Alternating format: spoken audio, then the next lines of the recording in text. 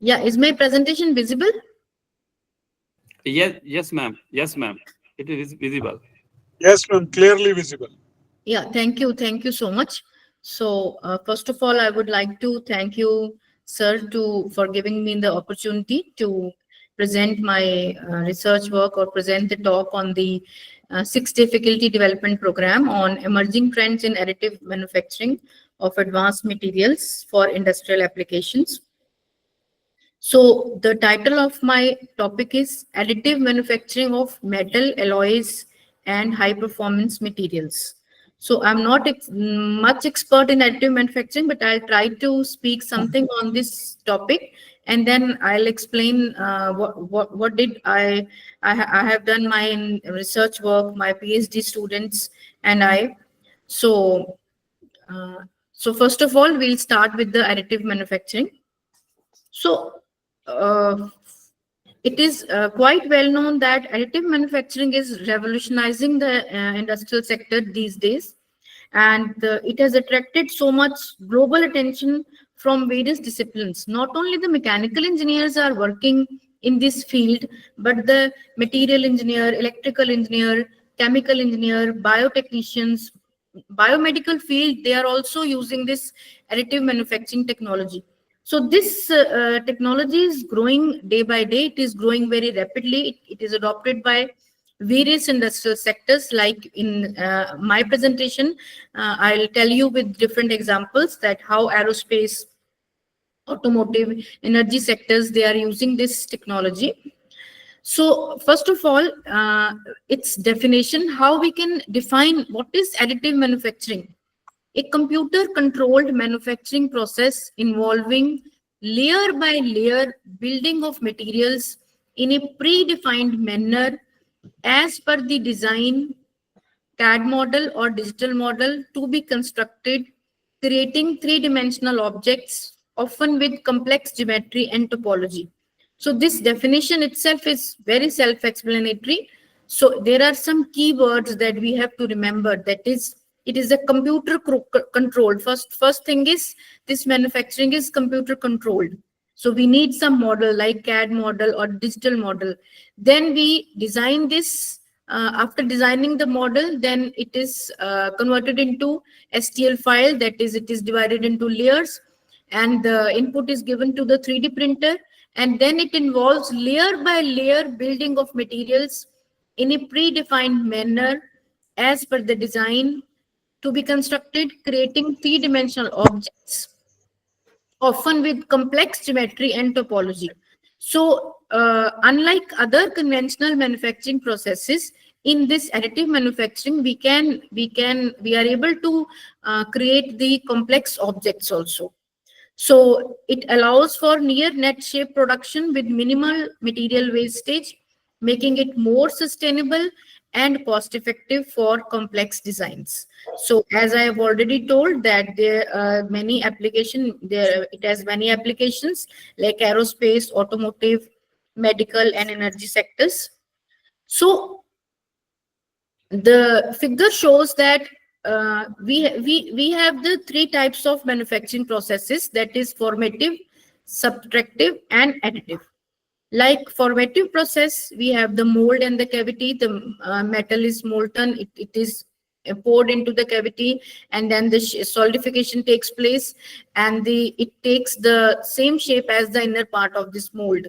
So whereas in the subtractive, we can have machining, turning, drilling, boring. So these are all the subtractive manufacturing processes. So because there was a lot of material wastage, so now the engineer researchers, they have moved to the additive manufacturing, that layer by layer the material is manufactured. So it was introduced in additive manufacturing was introduced in 1980. So we very less material wastage is here, and the material is built by layer to create a part. So after before many years only the basic plastic parts were manufactured, but nowadays we can manufacture high performance plastics, metals, and composites. So a few years back, only the prototyping was there, but now the industrial applications, they are using this technology to a great extent. So again, you can see that this is we can have the CAD design, then CAD design, it is converted into STL files. So likewise, this figure shows that we can create the from the polymeric materials, metallic ceramic materials, living cells. So these are all the examples. So it is very much, ਉਹਦੇ ਵਿੱਚ attendance ਕੱਲ ਆ ਜਾਊਗੀ, ਮੈਂ ਤੁਹਾਨੂੰ ਪੁੱਛ ਲੂੰਗਾ. so it is very much clear. ਮੇਰਾ ਵੀ ਲੈਂਦੇ ਰਹੋ ਯਾਰ.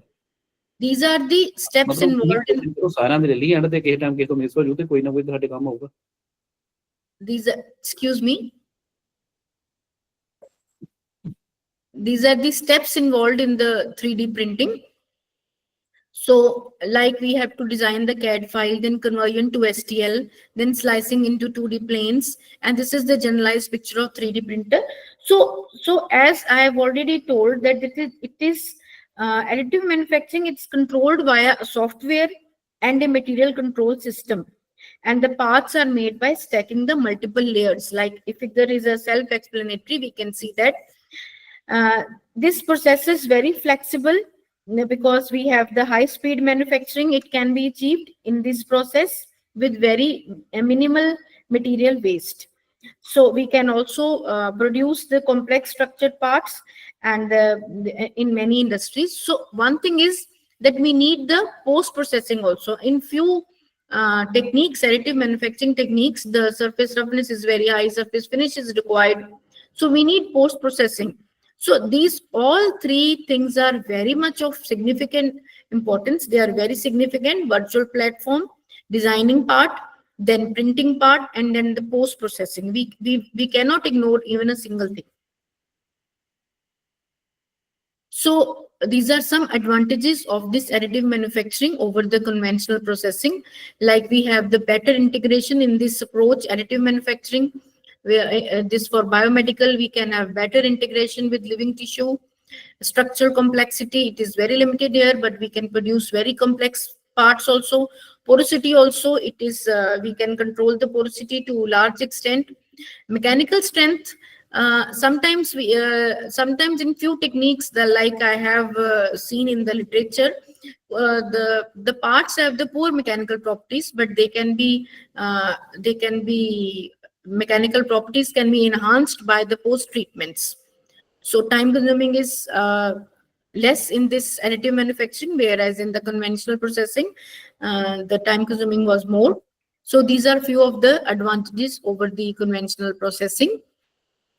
Again, applications of 3D printing technology. So it is very much clear from this figure that creative and decoration sector is also using this 3D printing technology.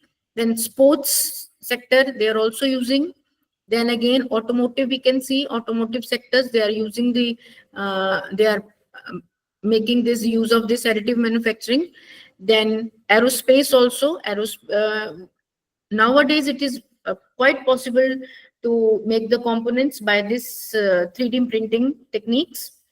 Then architecture also, food industry is also using, human healthcare, biomedical also, we can customizing the products as per the need of the patients. So this technique is very much useful in many industrial sectors. So when we see the market trend of the Indian additive manufacturing market, so the national strategy for additive manufacturing aims to capture a 5% share of the global AM market by 2025. This involves developing India-specific technologies, fostering startups, creating new products, and training skilled workers. So it's very much obvious that in India also the industries are moving to this field. The additive manufacturing market in India is growing and is expected to reach $3.7 billion by 2030. So again, from the literature survey, it was observed that the market size was valued at USD 677 million in 2023 and is predicted to reach USD 3749 million by 2030. So CAGR of 26% from this to 2024 to 2030. So it is very clear that in terms of volume also, the market size was 37,000 units in 2023, and it is projected to reach 234,000 units by 2030. So this technology is growing very rapidly, and it is being adopted by many industrial sectors in India also. So again, we have many, basically we have these three: powder based, sheet or filament based, liquid or gel based. These are the various 3D printing approaches. Like in powder based, we have the powder bed additive manufacturing or powder feed additive manufacturing. Under powder bed additive manufacturing, we have binder based, we have energy beam based, and energy beam based may be laser beam based or electron beam based. Then again, laser are maybe divided into, they are laser, selective laser sintering and selective laser melting. So under the powder feed additive manufacturing, like this figure is for the directed energy deposition process. We will feed the powder through the nozzle. The laser is creating the melt. There is one more figure depicting this technique only. Like this is the camera photograph of ongoing DED process. Like the laser is coming out of this nozzle. One nozzle is laser is coming here, and the powder is coming from the lateral nozzles, and laser is creating a melt pool, and the powder is being deposited. So this is a powder feed additive manufacturing. This is the schematic diagram of layer. You can see from this left one figure, this is the powder delivery nozzle, this is the substrate, this is the laser beam coming, and this is how the layer by layer material is being made from the powder only. So this is the schematic diagram of DED technique, and the this is the camera photograph of, this is from one of the IIC Smart Factory Bangalore. So there are many different techniques under this metal additive manufacturing. Metal additive manufacturing, like in industries, mostly they are using the 316L, they are using titanium, 4 aluminum, 6 aluminum, 4 vanadium, or cobalt chromium alloys. Like in biomedical, they are using this materials, cobalt chromium alloys. So these are mainly three materials which are being used in the industry by the industries to create the parts from the additive manufacturing technologies.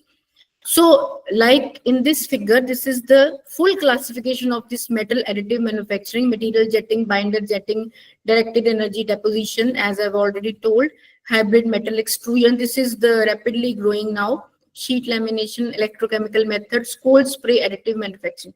So this cold spray additive manufacturing is a very new addition in this additive manufacturing techniques. So in this lecture, I'll mostly tell you about this cold spray additive manufacturing. So what is this cold spray process, and what is this cold spray additive manufacturing? So this cold spray technique, as the name suggests, the heat is not involved, the powders are not melted, they are in the solid state only. So it was developed in 1980s. The technique may be called as cold gas dynamic spray, high velocity powder deposition, kinetic spray, or kinetic energy metallization process. So as I've told that it is the solid state spray method, powder feedstock material is unmelted, high particle velocities are obtained, lower process temperatures. So this technology, when we see the market size, the global cold spray technology market size was valued at USD 943.5 million in 2022 and is expected to grow at a compound annual growth rate of 6.5% over the forecast period. I'll tell you why this technique is growing rapidly in the industrial sectors. Today, in India only, we have cold spray technology at MECPL Jodhpur. There is one cold spray technique. It is available at IIT Ropar also. and this technique is available at ARCI Hyderabad. So this technique is growing very rapidly, and they are nowadays it is being used for repair purposes also, and we can make the near net shape components also. So this is the setup for the cold sprays system. I'll explain with the other figures in detail. So from this cold spray, the additive manufacturing was also possible, that we can create the freestanding structures. This is a solid state process, as I've already said. Fine metal powders are embedded onto a substrate, supersonically deposited at the velocities are very high, near about 1200 meters per second. Layer by layer or particle by particle, we can say, does not undergo a thermal deformation, melting, or diffusion. So these are few of the basics of cold spray additive manufacturing. That is, which type of metals can be sprayed, like we can say nickel, titanium, silver, zinc, tantalum, niobium. Then apart from that, we can use this composites, alloys, refractory metals. So mostly softer materials are aluminum and copper are being used. So because adherence of particles is due to localized plastic deformation, the particles, they experience mechanical interlocking and metallurgical bonding during deposition. So like in other conventional spray processes, mostly we have seen that mechanical bonding is there. But in this cold spray process, we can have metallurgical bonding also, reduction of phases, reduction of oxidation, phase transformations, defects, and residual stresses. So due to these many advantages, this technique is being preferred for the coatings and for bulk components. So like in this diagram, it is very well clear that it is the schematic diagram. High speed is a main requirement for particle deposition and for achieving the dense coating. Parameters such as nozzle geometry, this is the convergent divergent nozzle geometry, particle characteristics, and gas conditions, they affect the velocity. So this process is suitable for thermally sensitive coatings such as nanocrystalline, amorphous materials, and oxygen sensitive materials like titanium, aluminium, magnesium composites. And we can say that because this method is performed at low temperatures, so it is suitable for coating metals such as magnesium. The process could be designed in either a manual or automotive operation mode, and gases like helium, nitrogen, air, these are mostly used, or maybe they are mostly used in this process, or they can be used in the combination. So mainly the nozzle geometry, the particle characteristic, and the gas condition, it all depends upon the quality of the coating, the quality of the bulk component. It all depends upon these three parameters. So main component of the process include the powder feeder and spray gun, gas source, pre-nozzle entry of the gas heater to compensate for the cooling due to quick nozzle expansion. A supersonic nozzle is required. A spray chamber is there with the motion mechanism. So this as compared with the other conventional processes like high velocity oxyfuel or plasma spray, in those techniques we have to we melt the powder particles with the help of some combustion gas. So in the combustion chamber, the particles are fed into the combustion chamber, and the gas is there, and the particles are melted. Combustion takes place there. We need the thermal energy and kinetic energy both. But in cold gas dynamic spray, so it is kinetic energy plays, it mainly relies on the kinetic energy only. So kinetic energy plays a greater role in this deposition with the cold spray gun. So when we go to this this is the schematic of high pressure and low pressure. It can be divided into two systems, as the name suggests, high pressure and low pressure. So it is very clear from the figure that in the high pressure cold spray system, we have the compressor gas, whereas in the whereas the low spray we have the air as a compressor only.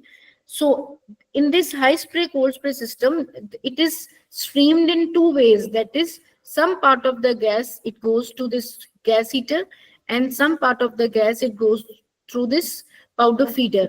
Powder is fed into this feeder, and it acts as a carrier for the powder.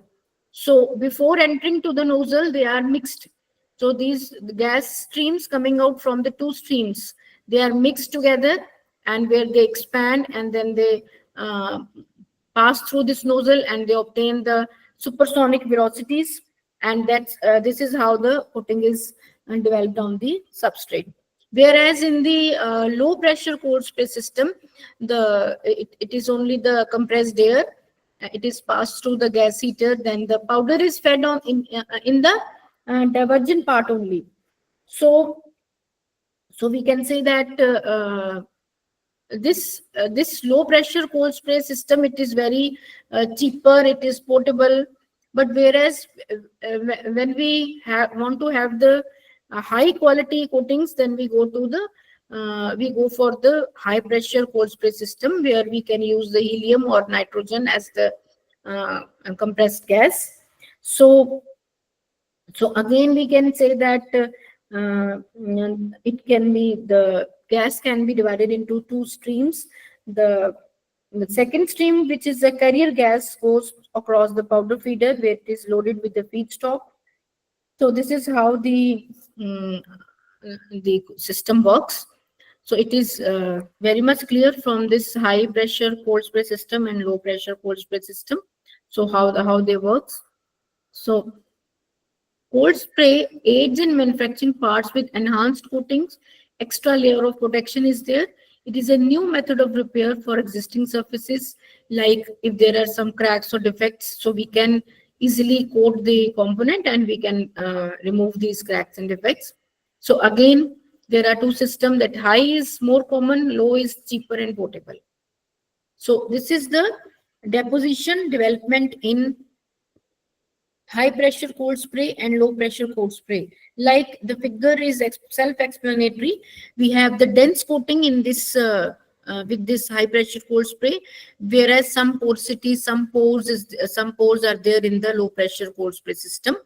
So these are the stages of deposition in cold spraying: substrate cratering and first layer buildup of particles, then particle deformation and realignment is there, then metallurgical bond formation and void reduction is there, then bulk deformation, like cracking, work hardening of particles, removal of previously bonded particles, excess kinetic energy required at this stage. So these are the stages of deposition in the cold spraying. So there are many advantages of this cold spray process, that we can have high spray deposition efficiency. We can deposit, the deposition rate is very high. No grid blasting is low, as per in the conventional processes. We have to do the alumina grid blasting prior to the deposition of the coating, whereas due to the very high supersonic velocities, the first layer, when the particles initially strike to the substrate, there some erosion takes place, and after the particles, they are striking layer by layer, the coating is building up. Then no extra equipment is required for this very purpose. So high density, no or little masking, flexibility in substrate coating selection, high bond strength, minimal thermal input to the substrate. So compressive residual stresses, ultra thick coatings, no oxidation, no grain growth, no phase changes, high strength and hardness, high conductivity, high corrosion resistance. So these are the merits. Now this table, this is the comparison of advantages and disadvantages between cold spray additive manufacturing and other fusion based additive manufacturing. So it is very much clear from this table. We can see the benefits of CSAM, that is, the production time is very short. We can have very flexible, also high flexibility is there. Then unlimited product size, that we can make the large dimension parts also, and suitable for repair. Yes.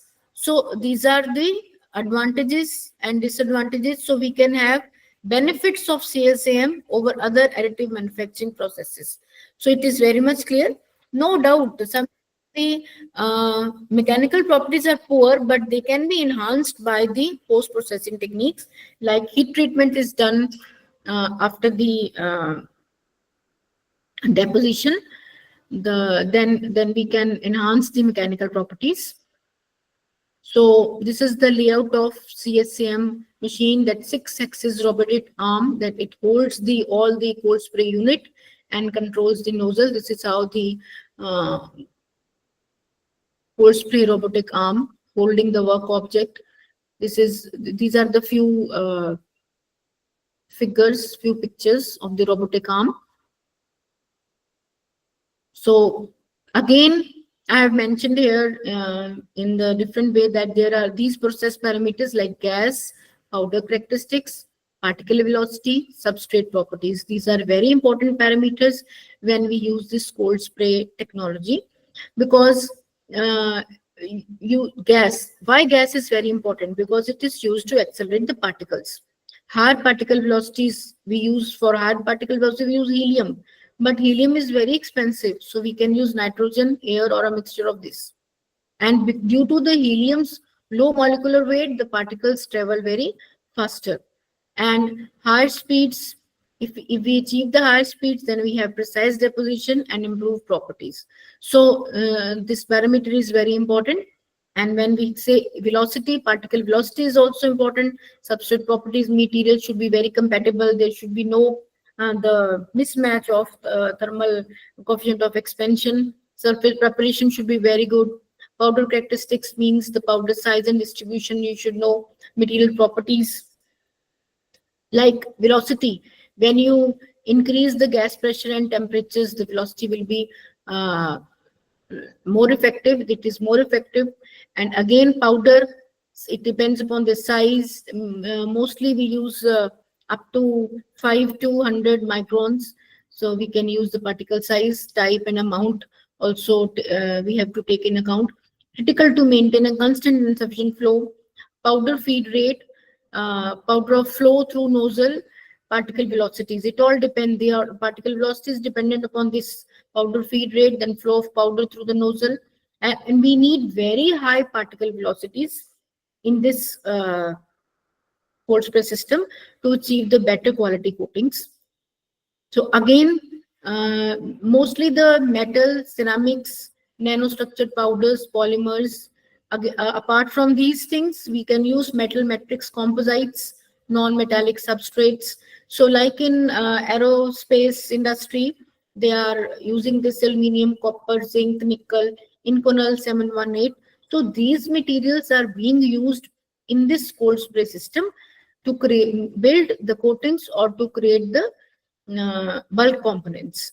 So again, in the harsh environments where we have to use metal matrix composites. So now these cobalt-based alloys, tungsten carbide, cobalt composites, they are being deposited by this technique also.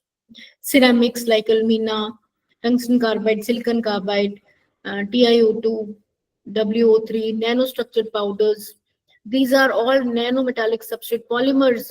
There is a challenge depositing the polymer by the cold spray technique, but the researchers are doing the same. They are investigating the properties of this behavior of the polymer coatings also.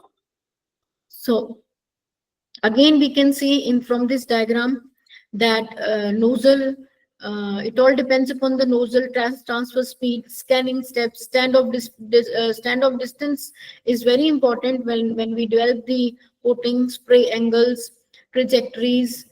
Adjustment of all of the controls is very necessary. So this is the diagram showing the various powder feed rate, characteristics of the nozzle. So these are all very important. So quality and composition of sprayed part, key properties, number of defects, porosity, microstructure, mechanical properties. So these all things we have to study once we develop the coating. So we have to find out we have to analyze the microstructure. We have to find out the mechanical properties like hardness, bond strength, residual stresses. We have to find out. So these all comes under the material characterization. So there can be some defects also.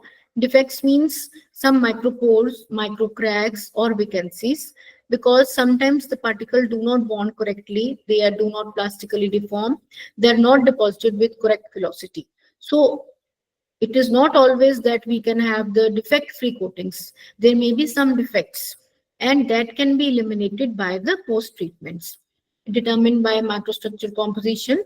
These defects, ultrasonic, laser ultrasonic inspection devices correlate to determine the mechanical properties. So generally, we have to analyze all the as-sprayed coatings by various techniques. So likewise, this is the SEM micrograph of this as fabricated. After spraying, we can say that there may be some poor mechanical properties, means poor ductility and a weaker structure. Due to the building of residual stresses, each layer spinning stresses, annealing. So after annealing, you can see this is the picture after annealing. There is a reduction of porosity and residual stresses, increasing bonding aspects and overall mechanical properties, particle recrystallize, improving quality and defects. So it is very much clear that we have to do some post-processing treatments, like we have to apply some heat treatment techniques to enhance the mechanical properties of the coatings or the components. So surface engineering plays a very important role to enhance the wear resistance, corrosion resistance, and like example I have mentioned here, coated turbine blades and textured implants for better integration. So surface engineering plays a very important role because coatings increase the life and performance of these components. So these are the major parameters affecting the surface roughness of as-built additive manufacturing parts. So these are all the, I'm not going into detail into this. So like this is CSAM machining. So machining is done to have the very fine surface. So if the surface is rough, very rough in texture and porous, undesirable characteristics, missing features, surface finish tolerance is needed to create holes in finished parts. So we do this machining is done by the lathe, CNC machine or milling machine. So this is the figure of a additive manufactured part, and after this the machining is being performed on this flange.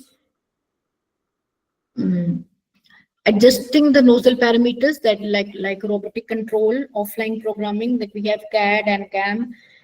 This already I've explained.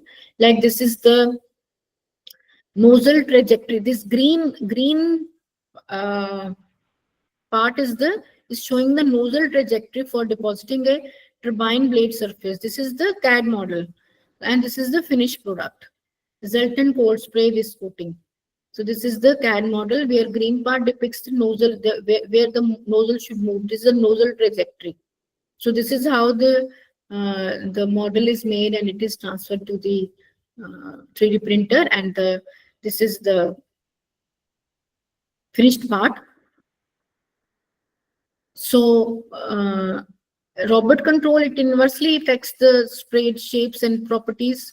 Nozzle transfer speeds controlled by the robotic arm, unique pattern. Like in this figure, it is shown that when the velocities are less, then this deposition is high, whereas when the low velocities, we can see the less deposition. So it's the Gaussian shape is there. Effect of nozzle traverse speed on single track deposit thickness and cross-sectional profile. So it is very clear from this figure. So again, we can see that if we increase the speed, then thin deposition is there, porosity increases. Due to inability to adhere to surface, speed decreases, density, when speed decreases, then there may be some residual stresses, thermal stresses. thicker, denser layer, reduction of mechanical properties, elastic modulus, deposit strength, and adhesion strength. Less adhesion may be there, delamination of layers caused by high residual stresses. If there are some high residual stresses, then delamination of layers is there. So we have to control this all by doing the post-processing techniques. So there may be between the two particles or between the particles and the substrate. The particle experience plastic deformation, mechanically interlock, initial layer to the substrate, critical to subsequent layers. Now, if voids or particles, they do not reach critical velocity, they get trapped, uneven and porous layer will be there. So we have to reach the critical velocity to have the good quality, even and uniform coating. So poor mechanical interlocking, sometimes it lead to weaker mechanical properties. So this is how it is very important to consider all the factors to have the. So variety of applications are there. We can research to expand greatly simple metal pieces, metal metric composites, creation of magnets, making of heat sink fins, creating complex structures. So these are the few, like a mostly the CSAM is used to make the cylindrical uh, surfaces, cylindrical parts. Like this is the pipe after machining, CSAM pipe after machining, aluminium alloy cylindrical pipe, aluminium alloy flange. This is the photographic view of copper flange. So again, these are few of the examples I have mentioned here, like Cone, Gear, G, Bangalore. They are making this with the cold spray technique only. So these are few of the examples that are being made by the industries with this cold spray additive manufacturing. Again, we have the complex structure made by CSAM. Then this is the original component. This is the sprayed component. Then machine component. Modification process of adding a new part to a bearing cap. So there is one more diagram. This restoration process, like you can see from this first figure, it is a damaged component. The component is damaged from here. So this is how first it is sprayed like this, and then machine component. So it is very much clear from these figures that this technology is being used by the industries these days for the repair also, and for making the bulk components also. So this is the restoration process of mechanically damaged flap, transmission T-box, housing of an aircraft via CSAM. So again, there are some challenges, there are some advantages and drawbacks, both are there. That deposition rate is very high, deposition efficiency is very high. These are the advantages. But along with these, we have some problems in the geometric accuracy, dimensioning, like mechanical properties are sometimes poor. So likewise, I have mentioned here that post-treatment CS parameters optimization, the research is going on. Already many papers are being published on this cold spray additive manufacturing, but still the research is needed, and the researchers are studying the effect of various parameters on the deposition. So now I just want to go explain you my own research work, which I did along with my PhD students. And this research work is the part of my project. That is, I got the project sanctioned by Department of Science and Technology, New Delhi. So under this research work, we have analyzed the wear and friction behavior of the die steels. Like it is very much clear that friction and wear are the severe problems in the moving machine assemblies that operate at elevated temperatures. So in the aerospace industries, power generation, metalworking industries, this problem is very severe, and it has been recognized. In our research work, we have taken the case of hot forming industries. In the hot forming operations, the workpiece is heated above 1000 degrees centigrade temperature in the furnace, and then that workpiece is a sheet metal. So it is the forming of a sheet metal. When sheet metal is being formed, like in the automotive industries, there are high strength steel sheets are there.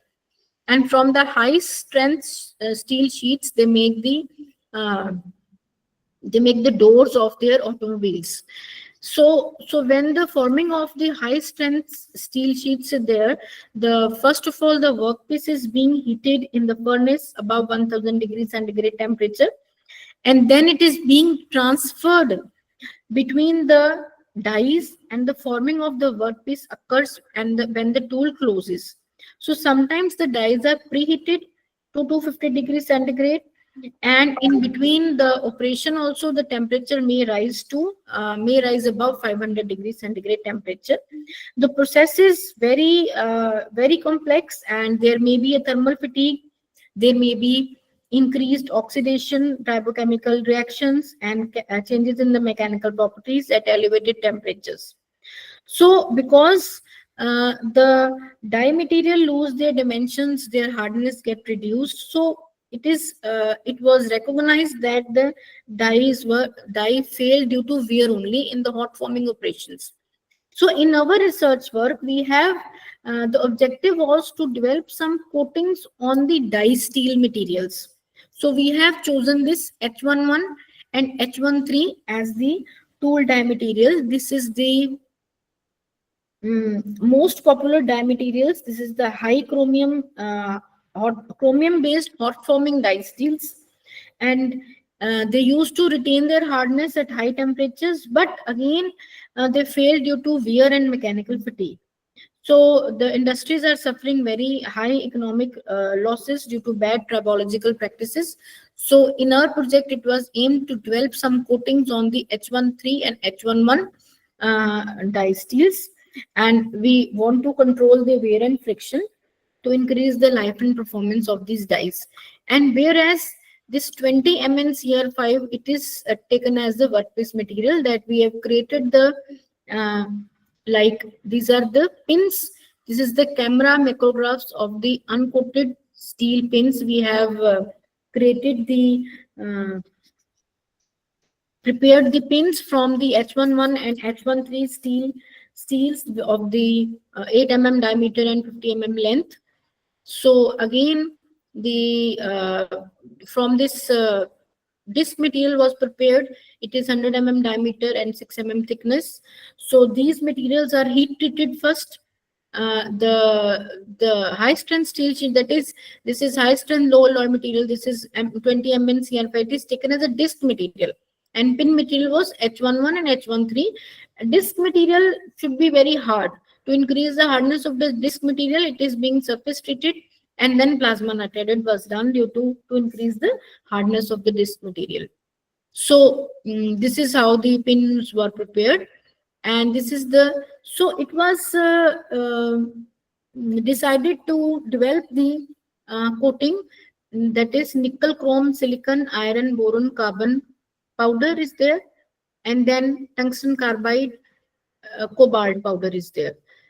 This is the powder morphology of this nickel chrome based powder, and this is the spherical morphology of this tungsten carbide. And figure C shows the composite powder. It was decided to mix these two powders, that is 65% nickel chromium silicon iron boron carbon, and then 35% tungsten carbide cobalt. Actually, the objective was to increase the wear resistance of the coating. So these nickel chromium based coatings are very popular. They are being used by the industries at elevated temperatures for the wear and corrosion applications, because in this we have the presence of boron and carbon is there, and it promotes the formation of hard borides and carbide phases. So, and it results in excellent wear resistance. And chromium and nickel, they provide the high temperature corrosion resistance also.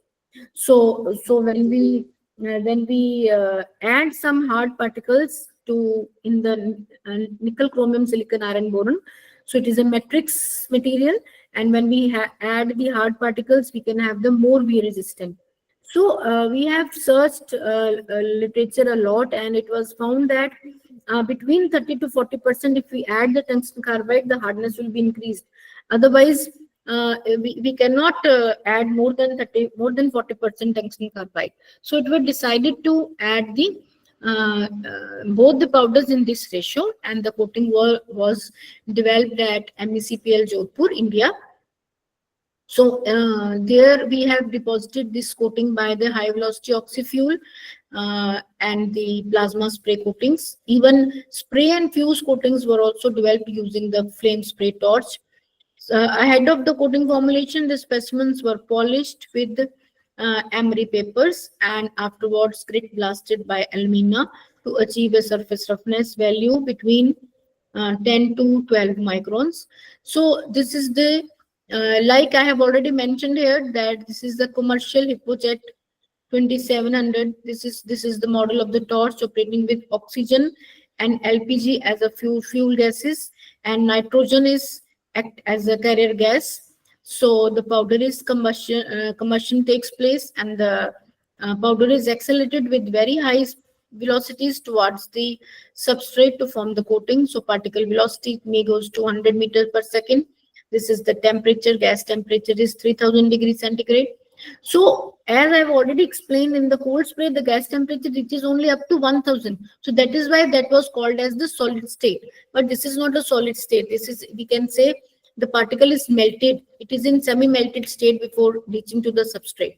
So the gases may be propane, hydrogen, acetylene, methane, LPG, ethylene. So in our case, we use LPG.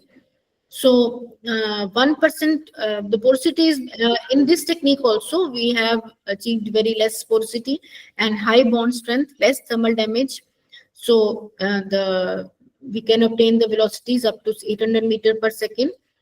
So the technique is being used by energy donation. That is likewise in my PhD also, I have weld high velocity oxy-fuel coatings on the boiler tubes, and we have filed one patent also because the results were very good. So, and this spray gun, it can be taken in situ. It is a portable gun. We can take this gun to the boiler itself also, and we can coat the boiler tubes. So this technique is very much useful these days in many industries like cement, marine, aircraft, automotive, and other industries. So these were the spray parameters. These are the optimized spray parameters by the industry itself. So particle temperature, flame temperature is there, spray distance, powder pressure, particle velocity, it was all defined. So then we have the plasma spray. These are the parameters for the plasma spraying technique. So this technique, there are some limitations of this technique because the flame temperature is very high, the plasma is generated, plasma arc is there, and some limitations are there because due to this high flame temperature, high porosity is there, poor intersplat bonding, inability to process fine powders, lower thermal shocks. But even after these limitations, even then we are able to deposit many coatings with this technique, and this technique is being used in many industries in India and in abroad also. So likewise, the improvements are going on in this technique. Like today, the researchers are working on this suspension plasma spray, then solution precursor plasma spray. So basically, they are creating the they are developing the new techniques day by day, and they are being developed and being used by the industry people. When we see that we want to deposit very fine particles, then they are using the suspension plasma spray. So this is not the way that these techniques are not being used. These are being used by the industry, and it all depends upon the application. In which application, which type of part we want to manufacture, which type of, according to the requirements, the technique is being selected. So these are the spray parameters as employed during flame spraying. Like in our project, we have developed the coating by 3 techniques. So this is the flame spraying. It is very simple, very low cost, high deposition rate. We can have wire as a feedstock material and powder also. In our case, we were having the powder as a feedstock material. So flame temperature near 3000, particle temperature So the disadvantages are we have the less porosity, more porosity as compared to high velocity oxyfuel, less bond strength as compared to high velocity oxyfuel density, coarser grain structure. These are few of the disadvantages by this flame spraying process. So this was the macrographs of the coated samples after deposition of the coating. They were looking like this. These are the camera macrographs of the as sprayed coated samples on H11 steel showing top surface and full pin. So again for H13 high velocity oxyfuel coated and atmospheric plasma spray coated nickel chromium boron silicon, and then this. So after the as-sprayed coatings, the in-depth mechanical characterization was done by the students. So the characterization, we did the X-ray diffraction also. X-ray diffraction tells the phases present in the coating. So it was clear that the nickel, tungsten carbide, these are all the phases the phases were identified from the X-ray diffraction tests. So this is the micro hardness profiles of the high velocity oxyfuel spray coated steel along the cross section. So it is very much clear that the higher values of hardness were obtained by the coating, near about 1100 HV. It is the Vickers hardness, and at the interface also we have the higher hardness than that in the substrate. So this is a table like surface roughness of all coated samples. It is the actually after the deposition the roughness was near about like in this high velocity spread this 7.71 6.62, but after the polishing we were able to achieve the less than 1 micron because we have to conduct the pin on disc wear tests on high temperature tachometer. And according to ASTM, that is standard G99, it was mentioned that your surface roughness should be less than 1. So after polishing, it was reduced to like here 0.11, 0.13, 0.25. So this was how the surface roughness was reduced. So again, bond strength was tested by MECPL only. Thickness was studied from the BACI images. Image analyzer was used to study the porosity. So it is very much clear that we have this porosity values for this HVF. It is 2.69 porosity value, and this is on H11 and this is on 1.71 on H13. So these are the things we have calculated. These are the properties we have analyzed after the as spray deposition. So again, X-ray diffraction pattern for this coating on H11 and X-ray diffraction. So nickel and tungsten were the main phases, which are the main elements of the coating. So even you can see that these chromium boride hard phases were also observed in the X-ray diffraction. So again, this is the surface morphology and EDS analysis. So from the surface morphology and EDS analysis, it was very much that the surface was free from pores. There were no pores, and the fully molten splats were seen. It is very much clear that the surface morphology showed the presence of fully molten flattened splats as well as partially melted particles. So EDS again showed the presence of the coating elements in the this surface scale morphology. So it is clear from this figure that we have the splats, fully molten splats and partially melted particles, and we can have this EDS analysis at various points indicating the presence of the coating elements. So again, this is the for plasma. So we can have the fully molten splat here, partially molten splats are there. And from the EDS analysis, it is very much clear that the morphology contain the coating elements only: nickel, chromium, boron, chromium, oxygen, boron, iron. So very less amount of oxygen, so less oxide phases. There may be a probability of oxide, but less, very less. So again, this is the spray and fuse coating. So you can see the difference. It is very nice picture. So again, from the this is the cross-sectional morphology of the deposited coatings, and from these coatings, we can see that the coating is very intact and very adherent with the substrate. So less spores, no cracks. So this is how the coating was developed. This is the cross-sectional composition, morphology, and composition for the plasma sprayed coating. So again, this is the EDS analysis of the another coating on H113 and H13. So you can see very uniform coating, and these white, these are the it is showing the lamellar structure, and this white is mostly tungsten carbide and cobalt. Like in this, you can see the point 2. Point 2 means there are more nickel. This gray part is nickel and white part is tungsten. So it is a composite structure can be observed from this diagram. Composite coatings were developed. So this is how the X-ray mappings were observed. Here nickel, chromium, iron is confined to the substrate steel only. Then silicon, calcium. These are all carbon. Sorry.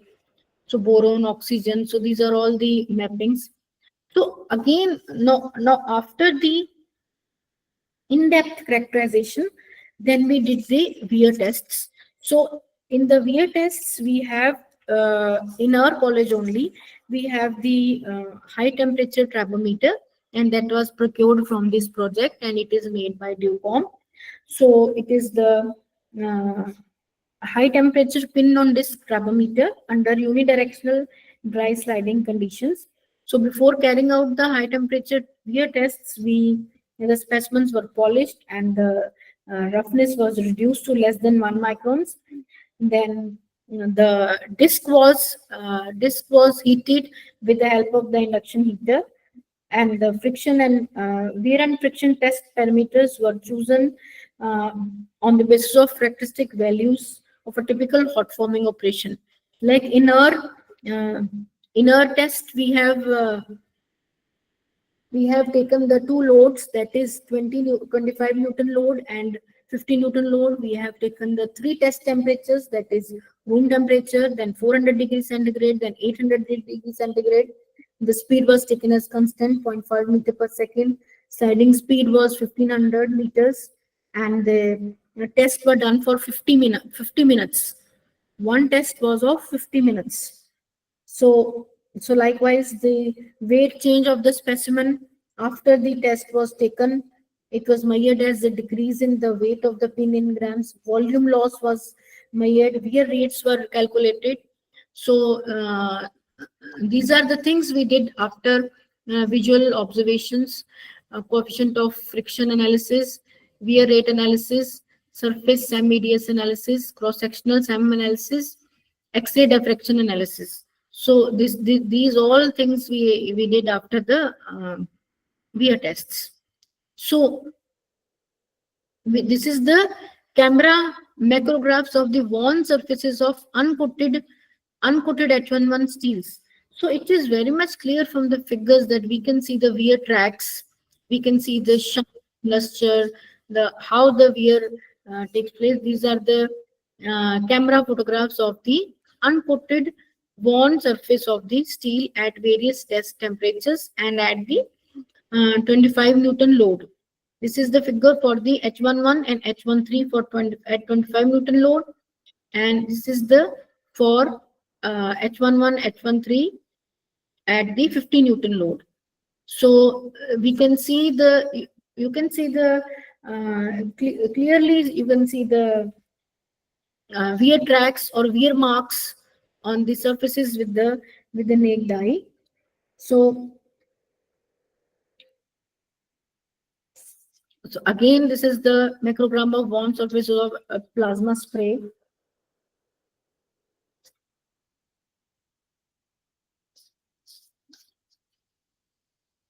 Now, when we see this, now we plotted the coefficient of friction. We have taken the average coefficient of friction values for the uncoated and high velocity spray specimens. So first figure is this the average CO of uncoated and coated steels subjected to sliding wear tests at 25 Newton. So it is very much clear that the coefficient of friction value, they decreased at 400 degrees centigrade. So you can see the graph. So here it is this is blue is for uncoated H11, this is for uncoated H13. Then for this is HVF coated H11, HVF coated H13. So we can see that the decrease was notable at 400 degrees centigrade. Again, the value decreased for this substrate, but increased here because I'll explain you that there was some softening was observed. So we will I'll explain from the SEM micrographs itself. So it was observed that the coefficient of friction decreased at 400 degrees centigrade as compared to the room temperature, and again it some value was increased at 800 degrees centigrade temperature. So these were the coefficient of friction graphs, how coefficient will vary with time. So first of all, the fluctuations were seen up to 200 seconds, and then they become the steady. When the wear resistance or friction resistance were there, you have less friction, and the coatings were resistant to wear, then no fluctuations were observed. So this is how we have plotted the graphs between the coefficient of friction and time. So this is the specific wear rate. We can see the higher wear rate for the uncoated steel, whereas the wear rate was very less for the coated specimens. So the coated specimens showed lesser wear rates than the uncoated. So one thing more, that the wear rates were even for the coated. When we compared the coated samples, it was observed that the wear rate was less at 400 degrees centigrade, and again the wear rates increased to 800 degrees centigrade. That I'll explain from the SEM diagram why it happens and how it happens. So this is the SEM EDS analysis of the worn uncoated H11 steel and H13 steel. So main wear mechanisms were sphere adhesion and abrasion. So we can see the worn tracks exhibited plastic deformation is there, material pullouts are there, abrasive wear marks are there. It is very clearly shown from the figures. Small amount of debris was there, and adhered material was there. So we can see that the main mechanism was adhesion and abrasion. So adhesive wear and plastic deformation was caused due to high affinity between similar elements of pin and the disc material. So because they have the pin material was continuously deformed plastically and pulled out from the pin surface. So because of the lower hardness of the pin material, the disc material flows onto the surface of the pin material. So we can see the pull out. These are the micrographs of the morphology from the pin material. So we can see the pullouts. On the other hand, when you see this is for the uncoated again. This is for the coated. This is for the coated elemental compositions for selected HVF spray. This coatings. When we see the SEM images of the coated specimens, they show shallow plowing marks, very few delamination sites, along with dark oxide patches. We can see dark oxide patches here. So it is very much clear from the figure that we can see shallow plowing marks, dark oxide patches, and the EDS analysis, they confirm the presence of the coating elements such as nickel, tungsten, iron, and carbon and oxygen in the dark patches. So presence of oxygen and carbon indicates the probability of formation of oxides and hard carbides. So the dominant wear mechanism for the coated specimens was light abrasion along with the adhesion. Now when we see at 400 degrees centigrade temperature, the coefficient of friction values were very reduced. At certain sites the pullouts were there, like we can see here in this figure also. Some material was adhered, and some uh, certain side pull out of the materials, micro cracks, wear debris was visible, few oxide patches was visible, whereas in coated part there are no sign of delamination or surface cracking. There are no signs of delip formation due to adhesion is there, no sign of delamination at 400 degrees centigrade in the coating. Adhesion and abrasion was lesser at 400 degrees centigrade temperature than at the room temperature. So because this was due to the formation of oxides, because at high temperature some protective oxide layer was formed on the surface of the pin. So that layer was very protective, and the wear was less. These stable thin layers were formed. They are mainly consisting of nickel, chromium, and iron. Again, the students have performed the XRD also. For the further confirmation of the presence of these phases. So these stable thin layers, they were softened and even melted by high temperatures at the point of the contact. So below this thin lubricious layer, a compacted, homogeneous, and wear-resistant oxide layer was formed due to fracture and sintering of subsurface oxide under high pressure and temperature.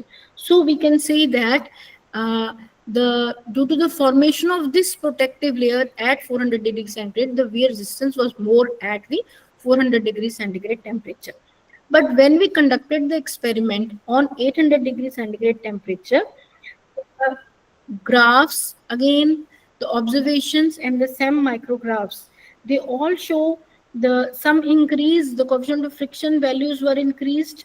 There were some increase in the wear rate also, because there was softening of the matrix material was there. The strong affinity between the nickel and iron, they led to the plastic deformation. Adhesive wear was there because the oxide layer was spoiled with each rotation, and the fresh surface was again exposed to the oxidation. So this phenomena is known as the tribo-oxidative wear. So at 800 degrees centigrade, it was observed, the wear mechanism were mainly observed as both some adhesion, oxidation, and abrasion. All the three was also revealed, we can say. So this was how this is the SEM and EDS analysis showing elemental composition at the selected points for high velocity oxy-fuel. This coated steel, this is for the at 50 Newton load. So concluding the work, it was very much clear that the coatings were successfully deposited by the high velocity oxy-fuel, and the coatings were developed with very high hardness, low oxide content, and low porosity. The overall hardness was augmented by the presence of hard tungsten carbide phase. Major phases of nickel, tungsten carbide, and chromium present in the coating.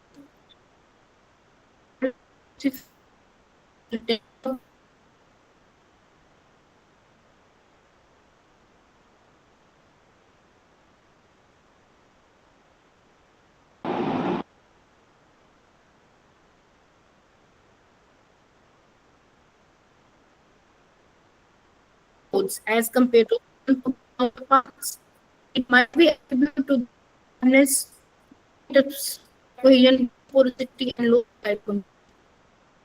So temperature has been shown to influence frictional behavior. So this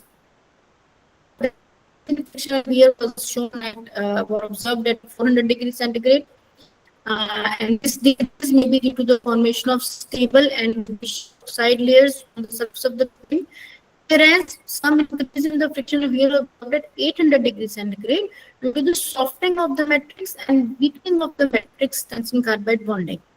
So we can say that both the coatings have possess the best wear resistance at 400 degrees centigrade temperature at both the loads. So wear mechanism was observed as adhesion and abrasion at both the loads, and the wear mechanism was observed as the mild abrasive wear at room temperature, mild adhesion at 400 degrees centigrade, and combination of adhesive wear, oxidative wear, and fatigue wear at 800 degree centigrade.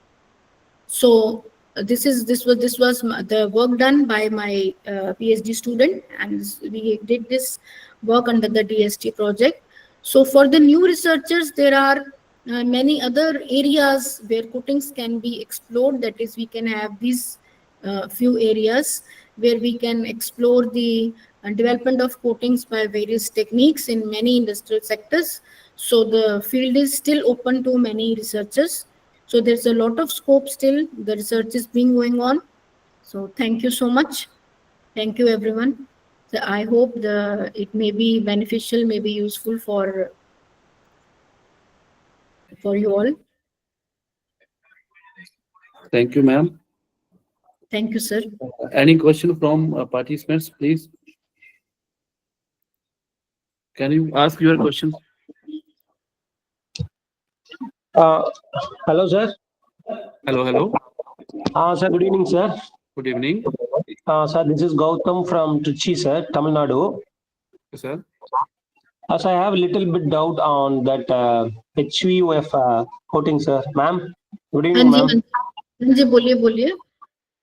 Ma'am, so previously you told about the HVOF spray coating now. From Yes. this coating, the particle temperature, it will affect the flame temperature, ma'am? Particle temperature. Temperature affect the flame temperature? Yeah, In actually, that particular... yeah. Actually, in the high velocity oxyfuel, the flame temperature is near about 2200 degrees centigrade temperature. So, Okay. yeah, so that's why the coatings are semi-molten. So whereas in the plasma spray technique, the temperatures are very high. Okay. So that's why we get the fully molten splat. The semi-molten are better than the fully molten. So there are many other advantages also for this high velocity oxyfuel. But again, I'll say that it all depends upon the application also. Because ceramic coatings, like composite coatings, very hard coatings, they are mainly deposited by this high velocity oxyfuel. So it all depends upon the industry sector where it all depends upon the application. Sometimes we want to use, we have to use the plasma only, like for factory materials, so ceramic materials. So it all depends upon the application. Ma'am, what about the cold spray technique, madam? Cold spray technique. Cold spray, coating. I've already mentioned that it is a solid state technique. We do not melt the particle. Only the gas temperature reach up to 1000 only. Sometimes it is near about 800 degrees centigrade. But I have read the literature, because I have not still explored much about this cold spray technique. But nowadays it is being used in many industries due to the different properties. Like we can have very fine particle size. Okay. If we want to develop the very fine particles, then we'll go for cold spray. Where we need less porous structure, higher bond strengths. So it all depends upon the application again. But the difference is, there is a lot of difference. Their thermal energy is there, but no thermal energy, because the particles are not heated. They are in solid state only from starting to end. Oh, in cold spray technique. Yes. It all depends upon the application. Oh, okay, ma'am. Okay, ma'am. So, what is the temperature we start in for cold spraying? At the end, we can have the higher temperature in the cold spraying, na, ma'am? Cold spray, you have the gas temperature only, not particle temperature. Okay. Yes. Oh. Thank you, ma'am. Thank you so much. Hello, good evening, Any ma'am. participants? Question from your side? Yeah, is there any material limitation with the cold spray? Yeah, actually, nowadays, mostly they are developing the coatings by copper, softening, soft materials also, aluminium also. But still the research is going on. You cannot see, we cannot clearly mention that we can spray any type of material. No doubt, I have read many research papers. They are saying that we can develop the non-metallic material, we can develop the polymeric material, but research is still going on. So you have to, before finalizing the element, we have to research, we have to go through the literature before finalizing something. So Okay, ma'am. you can, as I already told, that IIT Ropar has this cold spray technique. So we can discuss if you want to develop some coating with some they are not still developing the coating below. They have not tested all the materials. To test a new material, we have to go through the literature. We have to go through the application. We have to read much. We have to Okay, explore. ma'am. Thank you. Thank you. Madam, it was any question? Yes.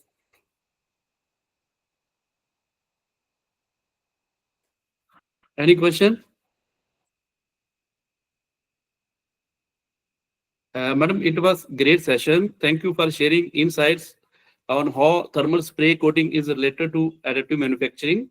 Your explanation on their connection to material deposition and advanced material technique was truly enlightened, and I hope all participants gained a lot of knowledge about this topic. Thank you once again. Thank you, sir. Thank you so much. Participants, please be online.